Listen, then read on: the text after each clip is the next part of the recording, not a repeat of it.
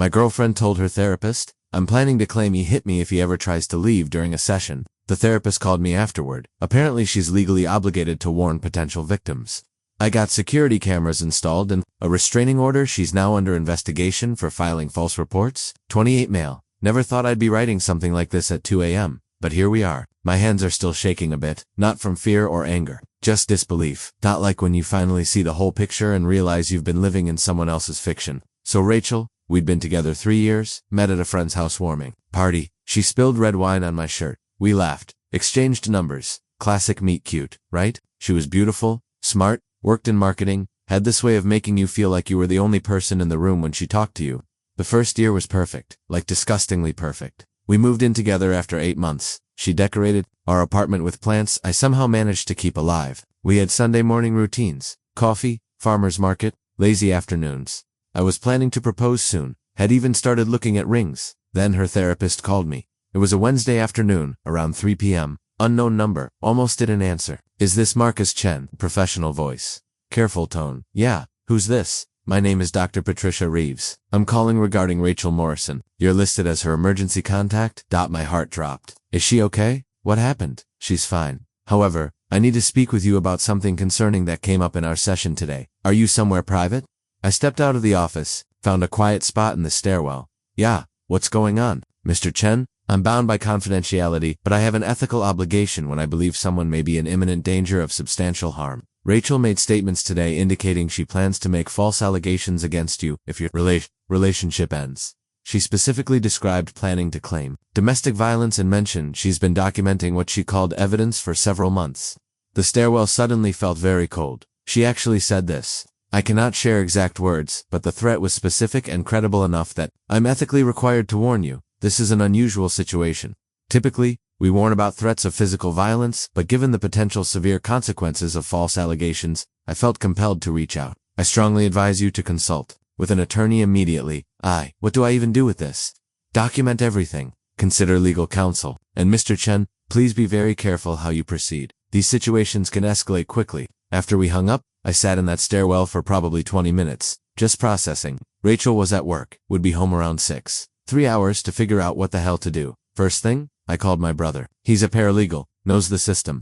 Get cameras? Today. But check your state laws first. Some states require consent from all parties for recording, even in my own home, depends on the state and where you put them. Common areas are usually okay, if you're on the lease, but audio recording might be different. Also, save that voicemail from the therapist. Back it up everywhere, and whatever you do, don't be alone with her. I looked up the laws. My state allowed video recording in common areas without consent as long as you had a legal right to be there. Audio was trickier, but I could work with video. I left work early. Bought a camera system from Best Buy. Nothing fancy, just enough to cover the main areas. Set them up while she was still at work. Felt like I was in some weird spy movie installing cameras to protect myself from my own girlfriend. She came home at 7:10. I remember because I was watching the camera feed from my phone while sitting in my car outside. Hey babe, her voice carrying through the thin walls.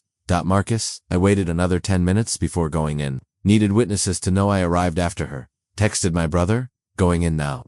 If you don't hear from me in an hour, call. Hey, I said, keeping my distance. She was in the kitchen making dinner like everything was normal. There you are, how was your day? She came over for a kiss. I turned slightly, let it hit my cheek. Her eyes narrowed. Just for a second. You okay? Yeah, just tired. We ate dinner mostly in silence. She kept trying to start conversations but I couldn't engage. How do you sit across from someone you've shared a bed with for 3 years, knowing they're planning to destroy your life? Marcus? What's Rania being weird? Das work stuff. She reached for my hand. I pulled back. Okay, seriously, what the hell? Rachel, I think we need some space. Wrong thing to say? I know that now. Her face changed. Not dramatically, just this subtle shift, like a mask adjusting. What do you mean? Space. I'm going to stay with my brother for a few days, just to think. Think about what? Her voice was very calm. To calm.us. Everything. I just need some time. She stood up slowly. You're breaking up with me? I'm not. I just need space too. The plate hit the wall before I could finish. Not thrown at me, at the wall beside me, but close enough. You don't get to leave me. I stood up, hands visible, backing toward the door. Rachel, please calm down. Don't you dare tell me to calm down. She grabbed another plate. I kept my hands visible, speaking clearly. Rachel, I'm leaving now. We can talk when you're calmer. If you walk out that door, I'll call the police. Tell them you hit me. There it was. Rachel, please don't do this. Do what? Tell them the truth, that you've been hurting me. That's not true and you know it. She laughed. Actually laughed. Who are they going to believe? I've been documenting everything, every fight, every time you accidentally grabbed me too hard. I've never hurt you. Rachel. No. What about that bruise on my arm last month? The one you gave me. The one from kickboxing that you posted about on Instagram? Silence. The kind that makes your ears ring. I deleted those posts, and I have photos. Date-stamped photos. Rachel, your therapist called me. I know about your plan. Her face went white. She can't do that. That's illegal. She said she had an ethical obligation to warn me. That's not how it works. She can't just violate confidentiality like that. Rachel, I'll sue her. I'll have her license revoked. She can't. I'm leaving now. We can talk later when you're calm. Please don't go. Please, I love you. I'm sorry. I didn't mean it. I left anyway. The cameras caught her throwing things for another hour. Then she called 43 times. Left voicemails oscillating between tears, rage, and terrifying calm.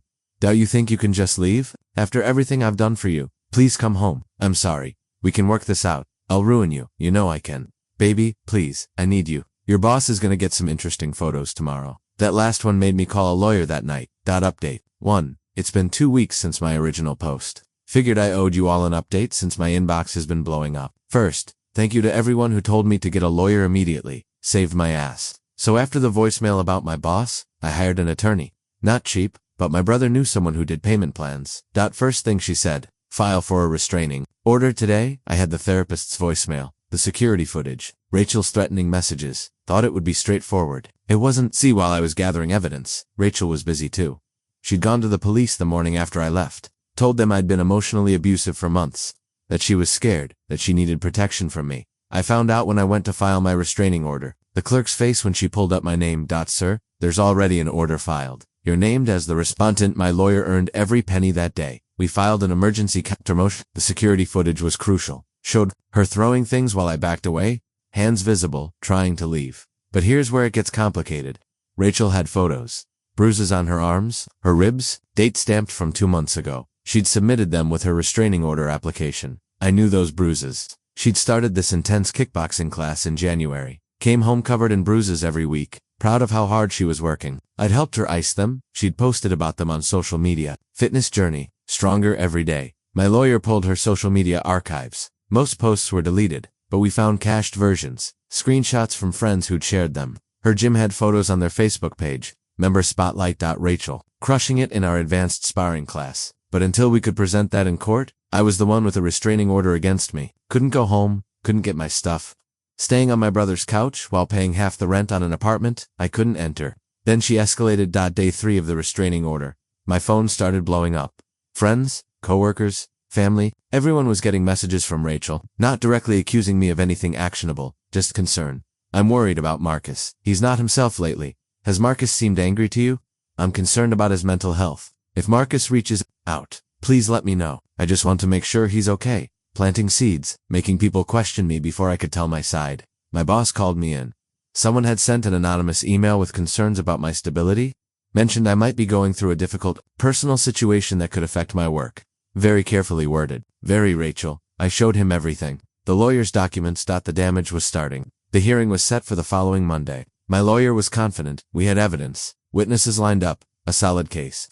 Sunday night, Rachel posted on Facebook. I never thought I'd be one of those women. The ones who stay too long, who make excuses, who blame themselves. But here I am, finally finding the courage to speak my truth. To those who've reached out with support, thank you. Your love means everything. As I navigate this difficult time, to anyone else struggling, you deserve better. We all do. 1,847 likes. 289 comments. People I'd known for years commenting their support, calling her brave, offering help. I couldn't respond. Legally couldn't say anything that might be construed as violating the restraining order, even indirectly, so I just watched my reputation disintegrate in real time. But my lawyer, she was taking notes. This is good, she said. She's establishing a pattern of behavior, making public statements we can disprove. Let her keep talking. Easy for her to say. She wasn't watching her life implode. Monday's hearing came. I wore my only suit. Ironic that Rachel had helped me pick it out for a cousin's wedding last year. She showed up looking perfectly put together. Soft makeup, conservative dress, playing the victim perfectly. Had a support group with her. Friends I recognized, some I'd thought were my friends too. The judge reviewed both restraining order requests, looked at the evidence. The security footage was played. Rachel's lawyer tried to argue it was taken out of context. that it didn't show the months of psychological abuse that led to her breaking point. Then my lawyer played the therapist's voicemail. Rachel's face when Dr. Reeves' voice filled the courtroom. First time I'd seen her genuinely shocked. Her lawyer objected, argued about confidentiality, tried every angle. The judge considered, carefully. While this is an unusual application of duty to warn, the judge said, the therapist clearly believed there was a credible threat of substantial harm through false allegations. I'll allow it. Then came the gym records, the social media archives. Her own words, celebrating those bruises she tried to weaponize against me. The judge took a recess, 20 minutes that felt like hours. When he returned, the temporary restraining order against Mr. Chen is dissolved. The court finds sufficient evidence to grant Mr. Chen's request for a protective order. But that wasn't the end. Rachel's false police report claiming I'd caused those bruises was a problem, not an immediate arrest problem, but my lawyer filed a complaint with the police department. They said they'd investigate, but these things take time. As we left the courthouse, Rachel tried to approach me. Her support group had melted away during the hearing. She looked smaller somehow. Marcus, please, can we just talk? My lawyer stepped between us. Miss Morrison, you're aware there's now a restraining order, in effect. Please maintain the required distance. This is insane. Marcus, you know I love you. You know I would never actually. Ma'am, I need you to step back. She looked at me over my lawyer's shoulder. You're really going to let them do this to me? To us. I didn't answer. Couldn't. What do you say to someone who tried to destroy your life out of fear of losing you? But she wasn't done. Never is. Really. Update 2. It's been a month since the hearing. Time for another update? And holy shit. You guys called it? Some of you said she'd escalate. That people like this don't just accept defeat. You were right. First week after the restraining order was quiet. Too quiet. I'd moved into a studio apartment. Couldn't afford much while still paying my half of the old place until the lease ended. Rachel had to move out too, since she couldn't afford it alone. The landlord let me come with a police escort to get my stuff. Found something interesting? By old tablet, the one I thought I'd lost months ago, hidden in her closet, still logged into my social media accounts. She'd been monitoring everything for months. Then the packages started arriving at my office building. Day 1, a dozen roses delivered to the lobby. Card said thinking of you are. Receptionist knew about the situation, refused delivery. Day 2, a photo album sent via UPS, pictures of us from the last 3 years, every page annotated with memories. Remember when we... You said you'd love me forever here. Day 3, Amazon packages, books about saving relationships. All sent to the office lobby, not my desk. My lawyer filed everything as restraining order violations. The prosecutor said packages to the building lobby were a gray area. She wasn't directly contacting me or my workplace, just the building. Rachel was threading the needle. Then she got creative. See, the restraining order said she couldn't contact me directly or through third parties acting on her behalf, but it didn't say anything about her contacting people, about legitimate business. She reached out to my mom. Mrs. Chen, this is Rachel. No, things are complicated with Marcus and me, but I've been packing and found some family photos I think belong to you. From Marcus's childhood, I'd hate to throw them away. My mom, smart woman, called me immediately. She says she has baby pictures of you. What should I do? Tell her to mail them to your house. Don't meet her.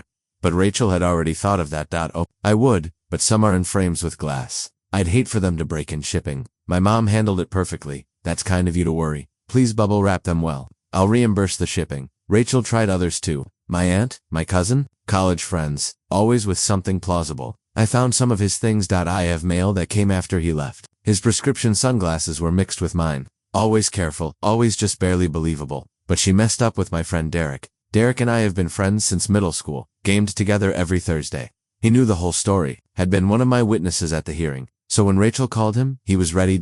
Hey Derek, it's Rachel. I know things are weird right now, but I found Marcus's PlayStation controller at my place. The special edition one. Want me to drop it off to you to give to him? Derek recorded the call. Single party consent state. He'd checked. Which controller? The blue one, with the custom buttons.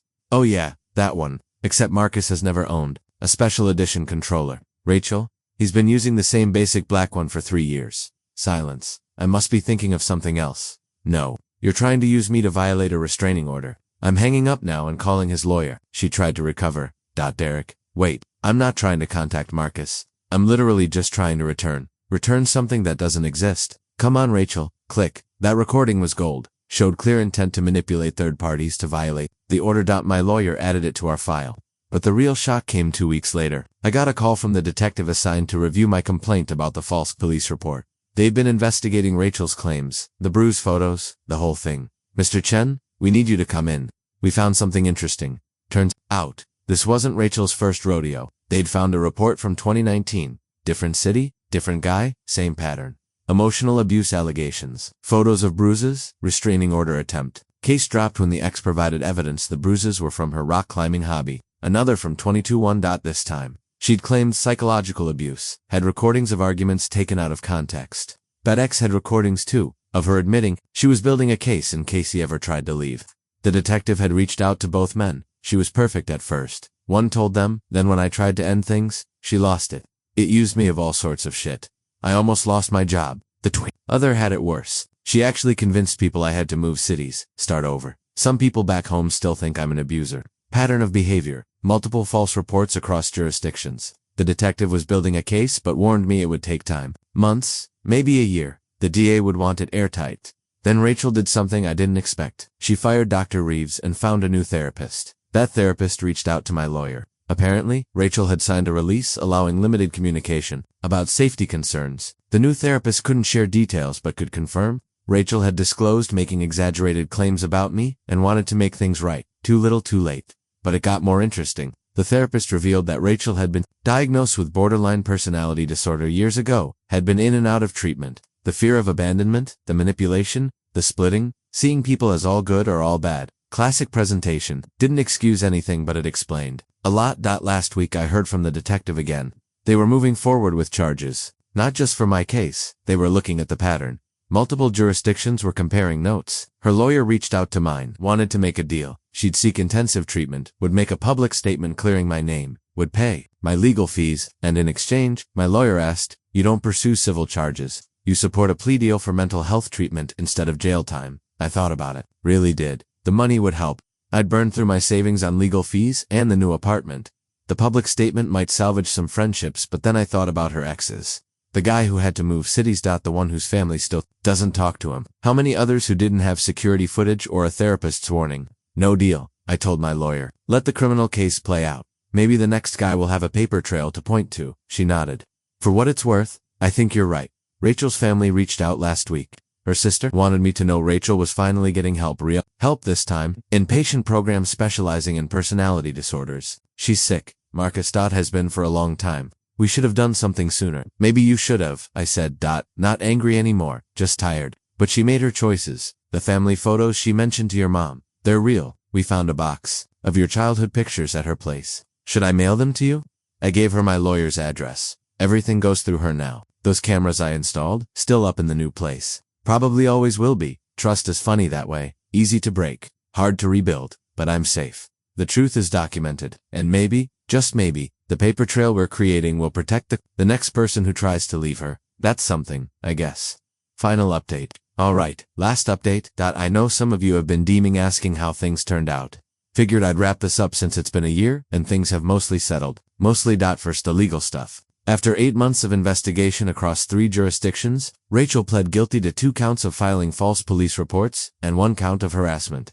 The other charges were dropped as part of the deal. She got 2 years probation, mandatory psychiatric treatment, and 200 hours of community service. No jail time, which some of you will probably have opinions about. The restraining order is permanent now. Well, 5 years, but might as well be permanent. The civil case. Yeah, I ended up filing one, not for the money, though the legal fees were killing me, but to get a formal judgment on record. She settled out of court. Can't discuss the amount, but it covered my legal fees, and then some. More importantly, it's another public record of what she did. Her sister reached out once more about 6 months ago. Rachel was still in treatment, doing DBT, dialectical behavior therapy, taking it seriously this time. Wanted to write me a letter of apology as part of her treatment. I declined.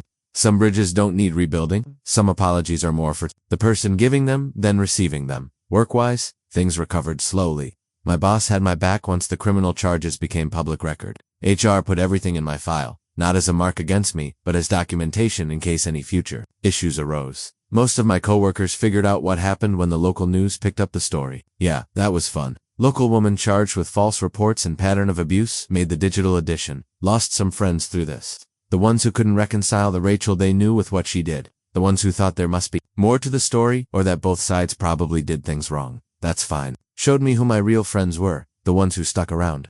Their gold. Derek still games with me every Thursday. My brother and I are closer than ever. My parents still worry that they've stopped asking if every woman I mention is a potential girlfriend. Dating? Yeah, that's been interesting. First date after everything settled was about 6 months ago. Coffee, public place, very casual.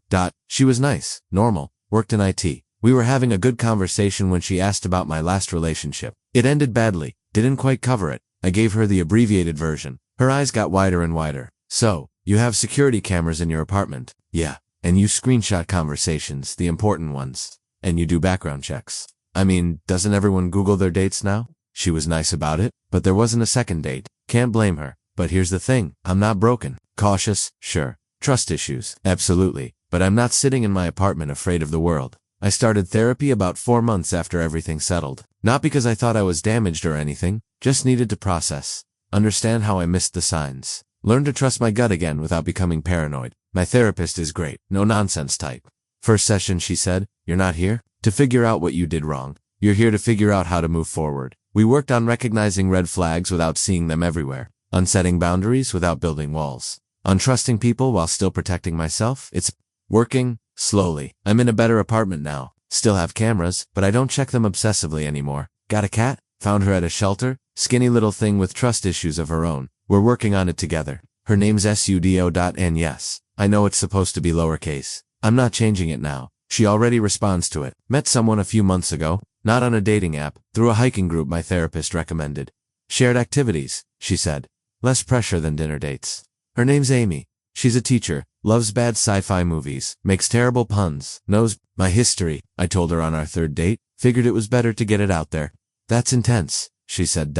Thanks for telling me. It's a lot. I know, if you want to. I had a stalker in college, she interrupted. Not the same thing, but I get the security cameras. I get the caution. I get why you told me. We're taking it slow, very slow, but it's good. She sends me memes about cats. I help her grade papers. We hike on weekends. Normal stuff. The funny thing, I'm actually grateful for some of what happened. Not the trauma or the legal bills or the lost friendships, but I learned things. I learned to trust my instincts. That feeling something's wrong isn't being paranoid. It's your subconscious picking up on patterns. Your conscious mind hasn't processed yet. I learned about boundaries. Real boundaries. Not just saying yes to avoid conflict. I learned that love shouldn't feel like walking on eggshells. That I'd die without you isn't romantic. It's a threat wrapped in Valentine's paper. Her other exes, one reached out after seeing the news story. Just a simple email. Thank you. People finally believe me now. That hit harder than I expected. The other one's rebuilding too. Has a family now. Moved back to his hometown. Said the news coverage helped repair some relationships with people who'd believed Rachel's version. Dr. Reeves, still practicing, sent a card when the criminal case concluded. Jess said, "Glad you're safe," with her signature. Professional to the end. People ask if I regret the relationship, if I wish I'd never met her. Some days yet, when I'm budgeting for therapy or explaining to someone new why I have trust issues. When I wake up from dreams where I'm back in that apartment, watching her mood shift like weather patterns. But most days, no. Because here's what I learned. People tell you who they are. Not always with words. Sometimes with actions, patterns. The spaces between what they say and what they do. Rachel told me, over and over, I just wasn't fluent in the language yet. Now, I am. To everyone who reached out with support. Thank you. To those who shared similar stories. I'm sorry you went through that, and I hope you're healing. To anyone reading this who sees their own relationship reflected here, document everything. Trust your gut. Get help. You deserve better than living in fear. And to the person who messaged asking if I ever feel bad for Rachel, yeah, sometimes. She's sick. Her brain literally doesn't process abandonment and attachment the way healthy brains do.